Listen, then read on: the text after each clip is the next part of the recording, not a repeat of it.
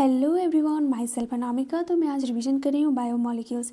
Elements में जो आता है carbon, hydrogen, oxygen and others, वो लिविंग टिश्यू में पर यूनिट मास के फॉर्म में रहता है। एब्सोल्यूट टर्म का मतलब होता है कि एलिमेंट जो प्रेजेंट है लिविंग में और नॉन लिविंग में, दोनों में सेम है। अर्थ क्रस्ट में भी एंड लिविंग टिश्यू में भी सेम है। नेक्स्ट है रिलेटिव एबंडेंस। रिलेटिव एबंडेंस में कार्बन, हाइड्रोजन लिविंग में ज़्यादा रहता है compare to non living. Next है how to analyse chemical composition, मतलब कि कितना टाइप का ऑर्गेनिक कंपाउंड प्रेजेंट है लिविंग ऑर्गेनिज्म में। इसको जानने के लिए परफॉर्म किया गया केमिकल एनालिसिस। इसमें लिविंग टिश्यू को लिया गया और साथ में ट्राइक्लोरो एसिटिक एसिड को लिया गया। लिविंग टिश्यू में वेजिटेबल का पीस हो या लीवर का पीस हो, इसको ग्राइंड कर दिया गया। जब ग्राइंड किया गया तो वहाँ से स्लरी अपटेन हुआ। वो जो स्लरी था वो थिक था। इसको रख दिया गया चेस्ट क्लॉथ या कॉटन पे, फिर इसको स्ट्रेन किया गया, मतलब कि इसको छन्नी से छाना गया। जो छन गया छन्नी से उसको बोलते हैं फिल्ट्रेट, और जो नहीं छना छन्नी से उसको रिटेंटेट बोलते हैं। फिल्ट्रेट का मतलब होता है एसिड सॉल्युबल पूल, रिटेंटेट का मतलब होता है acid insoluble pool. Acid soluble pool में 1000 ऑर्गेनिक कंपाउंड प्रेजेंट था। एनालिटिकल टेक्निक अप्लाई किया जाता है कंपाउंड पे, तो उससे आइडिया पता चलता है मॉलिक्यूलर फॉर्मूला एंड उसके प्रोबेबल स्ट्रक्चर के बारे में। जितना भी कार्बन कंपाउंड ऑब्टेन होता है लिविंग टिश्यू से, उसको बायोमोलिक्यूल्स बोलते हैं।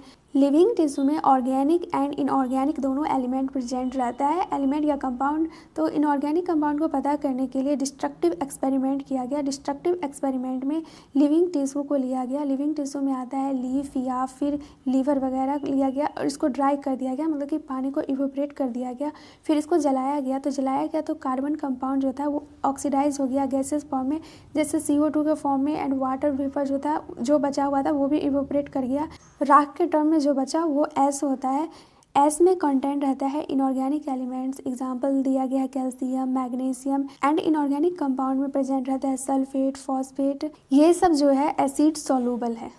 एलिमेंटल एनालिसिस से एलिमेंटल कंपोजिशन का पता चलता है लिविंग टिश्यू में, like hydrogen, oxygen, chlorine, carbon, ETC। And compound analysis से पता चलता है ऑर्गेनिक एंड इनऑर्गेनिक का कॉन्स्टिट्यूएंट्स। ये जो एलिमेंट प्रेजेंट रहता है non living and living matter में, मतलब कि earth crust and human body में, तो हम कैसे याद रखेंगे कि इतना कौन किस में ज़्यादा है। तो इसका सिंपली वैसे हम ऑर्डर याद रख सकते हैं। अर्थ क्रस्ट के लिए याद रखेंगे कि उसी का नाम मंगरुआ है चाची सा।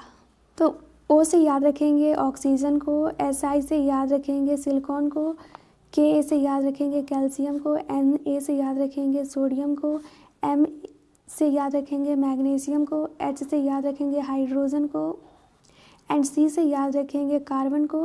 कार्बन और सल्फर दोनों का सेम क्वांटिटी रहता है।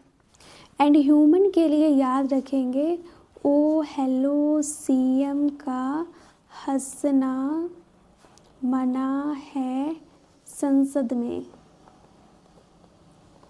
तो यहाँ दोनों में O कॉमन रहेगा। C से याद रख लेंगे कार्बन, M से याद रख लेंगे नाइट्रोजन, Ca से हो जाएगा कैल्शियम, H से याद हो जाएगा हाइड्रोजन, S से याद हो जाएगा सल्फर, Na से याद हो जाएगा सोडियम, एंड मना से याद हो जाएगा मैग्नीशियम, एंड संसद से याद हो जाएगा सिलिकॉन।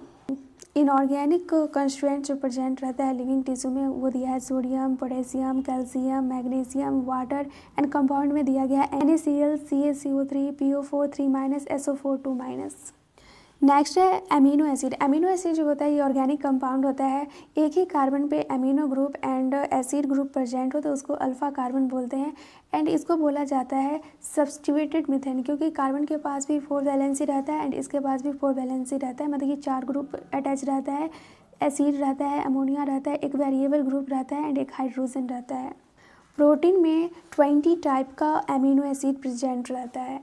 एसिडिक अमीनो एसिड में ग्लूटामिक एसिड आता है, बेसिक अमीनो एसिड में लाइसिन आता है, न्यूट्रल अमीनो एसिड में वैलिन आता है, एरोमेटिक अमीनो एसिड में टायरोसिन, फिनाइल एलिनाइन एंड ट्रिप्टोफान आता है। यहाँ पे दिया गया है ज्यूटर आयन। तो अमीनो एसिड जो रहता है इसमें जब अमोनिया पे भी चार्ज आ जाए एंड एसिड पे भी चार्ज आ जाए तो उसको ज्यूटर आयन बोलते हैं। जब इसका स्ट्रक्चर चेंज होता है तो pH भी चेंज होता है।